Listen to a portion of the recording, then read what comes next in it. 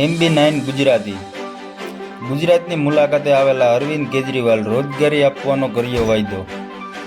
ગુજરાત આમ આદમી પાર્ટીએ અગાઉ 300 યુનિટ ફ્રી વીજળીની જાહેરાત કરી હતી। આજે રોજગારી આપવાની ગેરંટી આપી છે।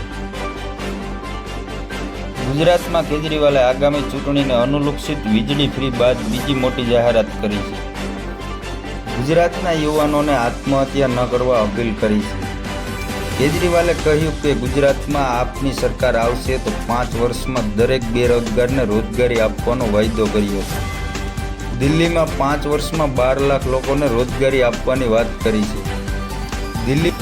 દિલ્હીમાં જે રીતે લોકોને રોજગારી આપવાનું કામ કર્યું તે જ રીતે ગુજરાતમાં પણ આપશે અને યુવાનોને રોજગારી નહીં મળે તો મહિને 3000નું બેરોજગારીનું ભથ્થું આપવામાં આવશે। गुजरात के हर व्यक्ति, गुजरात में रहने वाले हर व्यक्ति का पूरा इलाज मुफ्त होगा और अच्छा होगा। मुफ्त का मतलब ये नहीं कि सरकारी अस्पताल इतने खराब होंगे कि आप जाना ना चाहें, तो मुफ्त होगा और अच्छा होगा। दूसरी गारंटी, सारी दवाइयाँ, सारे टेस्ट, सारा इलाज, सारा ऑपरेशन अमीरों का भी गरीबों का भी सबका मुफ्त होगा। अमीर प्राइवेट में जाना चाहें उनकी मर्जी है, लेकिन उन किसी से ये नहीं पूछा जाएगा बीपीएल कार्ड दिखाओ। जो सरकारी अस्पताल में जाएगा उसका इलाज मुफ्त होगा। तीसरी चीज, जैसे दिल्ली में मोहल्ला क्लिनिक बनाए हैं, हर गांव के अंदर एक गांव का क्लिनिक खोला जाएगा और शहरों में हर वार्ड के अंदर एक क्लिनिक खोला जाएगा। तो जितनी छोटी मोटी बीमारियां, खांसी जुकाम बुखार, उसके लिए आप मोहल्ला क्लिनिक में जाओ, आपको बड़े अस्पताल में जाने की जरूरत नहीं है। एयर कंडीशनड है, सारे के सारे शानदार हैं, वहां पे आप जा सकते हो। चौथी चीज, जितने सरकारी अस्पताल हैं आज गुजरात में, इनको प्राइवेट के मुकाबले अच्छा किया जाएगा, शानदार किया जाएगा, सेंट्रली एयर कंडीशन किया जाएगा। सभी सरकारी अस्पतालों को अच्छा करेंगे और नए सरकारी अस्पताल भी खोलने की जरूरत पड़ेगी, वो भी खोलेंगे। ऐसा नहीं होना चाहिए कि हम कहते हैं मुफ्त होगा और इलाज हो ही ना। इलाज शानदार होगा, अच्छा होगा। और आखिरी चीज, दिल्ली में हमने एक स्कीम बनाई है, अगर किसी का भी एक्सीडेंट होता है उसका पूरा इलाज हम मुफ्त कराते हैं, चाहे उसका प्राइवेट में कराना पड़े। अगर सीरियस एक्सीडेंट हो जाए और सरकारी अस्पताल में नहीं हो सकता तो बेस्ट से बेस्ट प्राइवेट अस्पताल में उसका इलाज कराते हैं, सारा खर्चा दिल्ली सरकार देती है। अभी तक पिछले 3 साल में 13,000 लोगों की हम जान बचा चुके हैं स्कीम के तहत। क्योंकि एक्सीडेंट होता है, लोग कोई उसको उठा के नहीं ले जाता अस्पताल, उसे लगता है मैं अस्पताल ले गया तो मेरे पल्ले पड़ जाएगा। हमने कहा आप अस्पताल ले जाओ, उसका सारा खर्चा हम देंगे, बस अस्पताल में ले जाकर उसको एडमिट करा दो। तो ये 5 गारंटी आज मैं स्वास्थ्य के क्षेत्र में दे रहा हूँ। 1-2 चीजें और बात करना चाहता हूँ। अभी थोड़े दिन पहले मैं आया था, लगभग महीना 1.5 महीना पहले, तो कई सारे पूर्व सैनिक, एक्स सर्विसमैन धरने पे, प्रदर्शन पे बैठे हुए थे।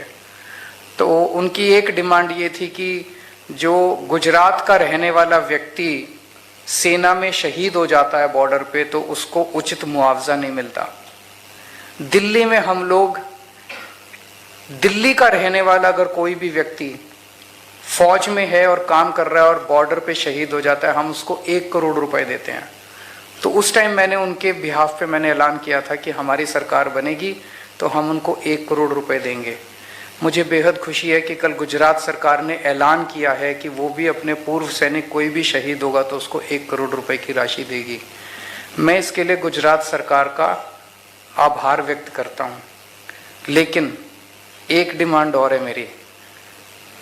हमारी दिल्ली में जो स्कीम है उसमें सैनिक भी शामिल हैं और पुलिस वाले भी शामिल हैं, क्योंकि पुलिस भी अपनी जान जोखिम में डाल के उनको बचाती है।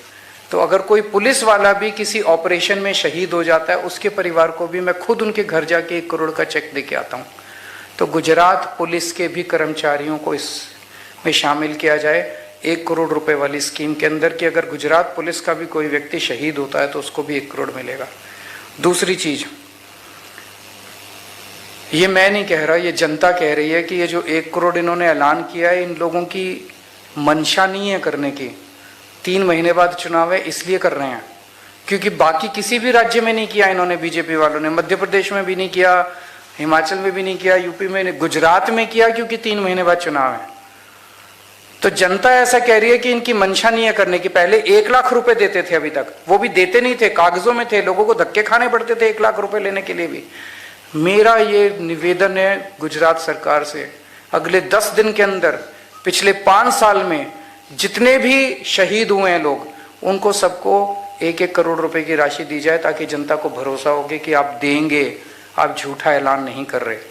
और अगर गुजरात सरकार नहीं देती तो हमारी सरकार बनने के बाद 10 दिन के अंदर, सरकार बनने के 10 दिन के अंदर 5 साल में जितने गुजरात के रहने वाले शहीद हुए, उन सबके परिवारों को हम 1-1 करोड़ रुपए की राशि देंगे। एक बात कि स्टेट ट्रांसपोर्ट के जो एम्प्लॉयज हैं, स्टेट ट्रांसपोर्ट में जो काम करने वाले हैं, उनकी तनख्वाह बहुत कम है। जो कच्चे कर्मचारी हैं उनकी तनख्वाह बहुत कम है। बहुत ज़्यादा कंडक्टर हैं, ड्राइवर हैं, वो बहुत ज़्यादा दुखी हैं, मेरे से मिलने के लिए आए थे। मैं ऐलान करता हूं कि हमारी सरकार बनने के 1 महीने के अंदर उनकी जितनी मांगे हैं वो सारी मांगे पूरी की जाएंगी। सभी गुजरात सरकार के स्टेट ट्रांसपोर्ट डिपार्टमेंट के सभी ड्राइवर्स, कंडक्टर्स और दूसरे कर्मचारियों से उनसे निवेदन करता हूं कि जब आप बसों में चल रहे होते हैं, एक यात्री को बोलो कि अब बदलाव चाहिए गुजरात को, अब बदलना है। एक यात्री को बोलो कि इस बार झाड़ू पे वोट डालनी है। सारे ड्राइवर, सारे कंडक्टर लग जाओ, 3 महीने का टाइम है। सब लोग एक यात्री को, हर बस के अंदर एक यात्री को बोलो और खड़े होकर सामने बोलो कि इस बार झाड़ू पे वोट डालनी है। आपका काम करने की जिम्मेदारी मेरी है, आपकी तनख्वाह 1 महीने के अंदर हम बढ़ा देंगे। Thank you.